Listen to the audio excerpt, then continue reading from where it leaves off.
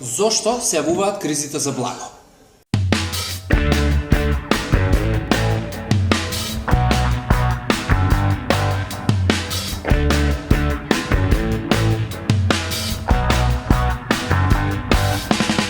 Добар ден на сите и добре дојдовте у 12-та епизода.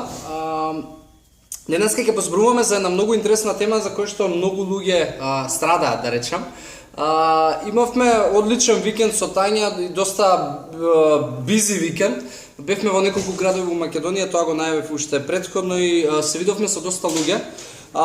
Една од работите која што со многу од луѓето со кои што се среќаваме го имаат заедничко и сметаат дека им е проблем е тоа што секогаш мислат дека она што можеби во исхраната им прави проблем и доколку тоа е поврзано со вишокот на килограми и со мастите кои што ги имаат, сметаат дека за сето тоа е криво благото, односно многуте јаглехидрати кои што ги внесуваат во исхраната. И најчесто се случува да сите тие луѓе доколку посегнат по некаква промена, тоа да биде исклучување на типови од храната, односно продукти кои што подразбираат да имаат јаглехидрат.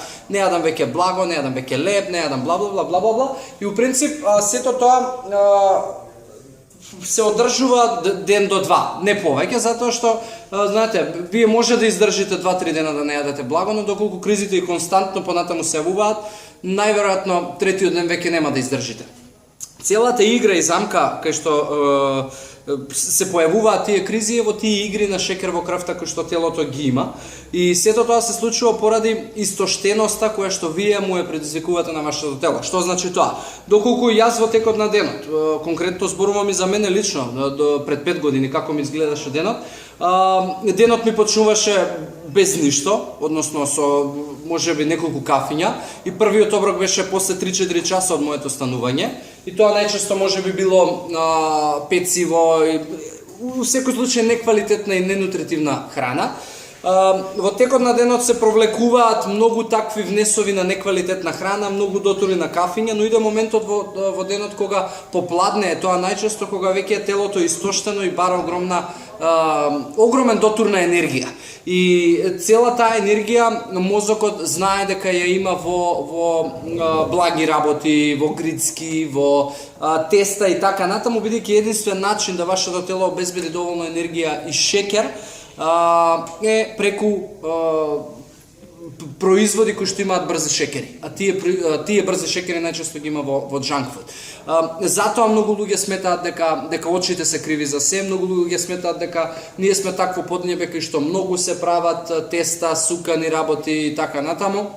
Многу луѓе сметаат дека не можат да одолеат на сладките и така натаму, но единствен орган кој што е крив за тие кризи за благо е панкреасот. А панкреасот исклучиво знае дали има вишок на шекер во крвта или нема вишок на шекер во крвта и да алармира. И он е тој кој што е одговорен за тоа дали вие ќе имате криза за благо или не. Она што на секој од вас би му го препорачал за да ги нема тие веќе кризи и тие голготи е едноставно. Редовност на оброците, нешто што е најважно, појадокот да биде високо нутритивен и да не дозволите игри да се случуваат во текот на денот со шекерот. И многу од луѓето кои што веќе имаат постигнато резултати, вклучувајќи ме и мене, една од работите кои што ми била воодушевувачка е тоа што прво почнав да добивам доста енергија и немав кризи за благо и за гризки во попладневните и вечерните часови.